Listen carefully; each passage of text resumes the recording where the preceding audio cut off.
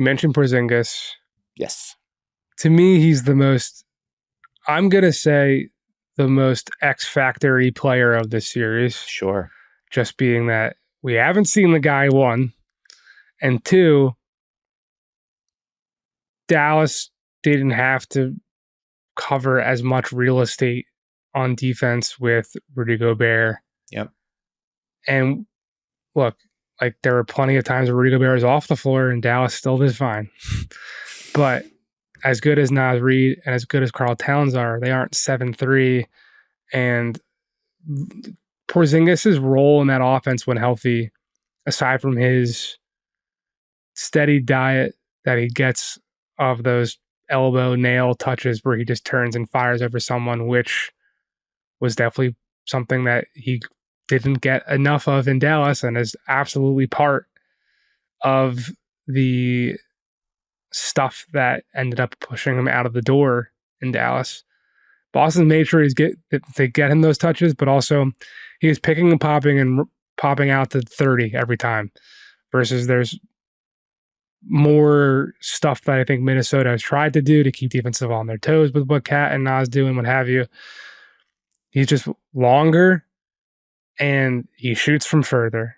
It's just a simple analysis of the space on the floor that I'm not saying it's something that the Mavericks cannot achieve, but because I think they can. It's just something that I think is the look that Boston traded 2 picks to go. Like, technically, they traded Marcus Smart for 2 picks and then took those 2 picks and traded it to Washington for Porzingis. Like, this is why you go get him, to add just the last final element and dimension of an offense that has Tatum and has Brown and has Derek White and has that you want to get to the final stage and present the potential spaciest, largest, whatever challenge for a defense to overcome. Do you think Dallas has the ability to do that?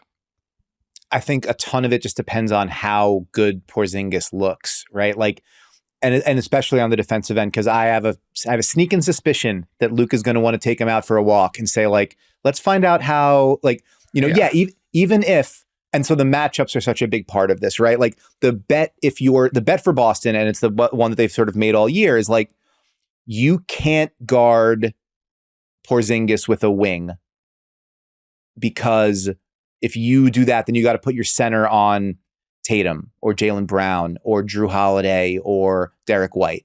And there might be possessions where, I know Drew Holiday, we've talked before, like, can be kind of a trick or treat postseason player. If his shot's not going, it might embolden you to hide somebody on him. See if, he's not as good a screener or, as sort of secondary partner in that way as Derek White is. So like maybe there's, some gambits there, and you see Daniel Gafford or Derek Lively on Drew Holiday. But generally speaking, you got to play us straight because there's no other place for your center to go. And the flip side of that is that we can, if we want to, we can put Porzingis on your least threatening guy. I don't know, stash him on Derek Jones Jr., stash him on PJ Washington. Make those guys, if you want to hunt Porzingis, make those guys come up and be the screener. Dallas has been pretty comfortable with letting those guys set screens, but it can muck up their spacing and because you have a non-shooting center then somewhere, and you got to figure out where is that going to embolden Boston to help off, whatever, yada yada yada.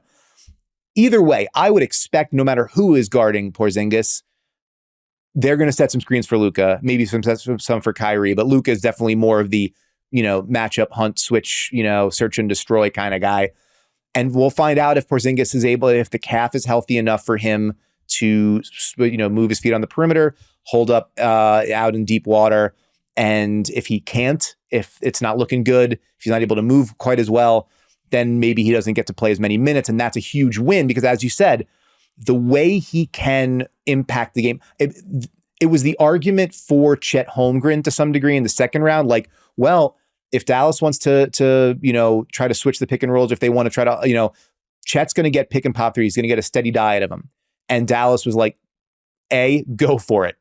we're not worried about you making as many of them. And B, we think we can get out there fast enough to contest them. Porzingis is bigger.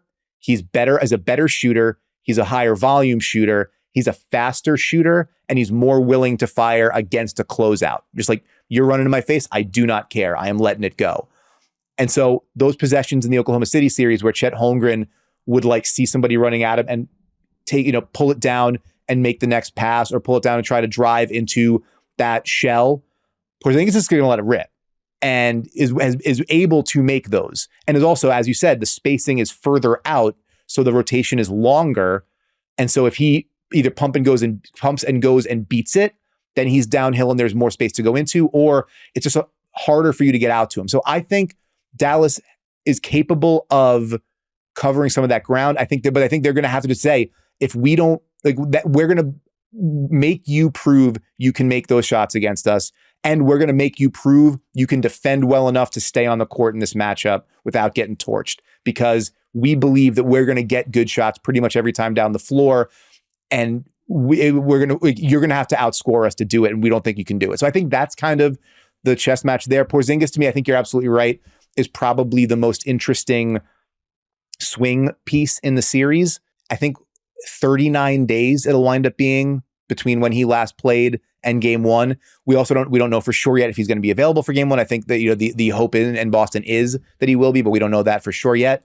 It's a long layoff. It's a lot of rust to knock off quickly, and it's a dangerous opponent to try to do it against. But you're absolutely right. This is why they went and got Porzingis, was to become like an unsolvable riddle in this kind of matchup. I think it'll be pretty fun to watch Luka try to solve it. Part of why they moved on from him was because of the injury concerns and not wanting to marry Luka to a number two that you wouldn't necessarily know if he was going to be there. So it's just interesting context as to him being out for all this run.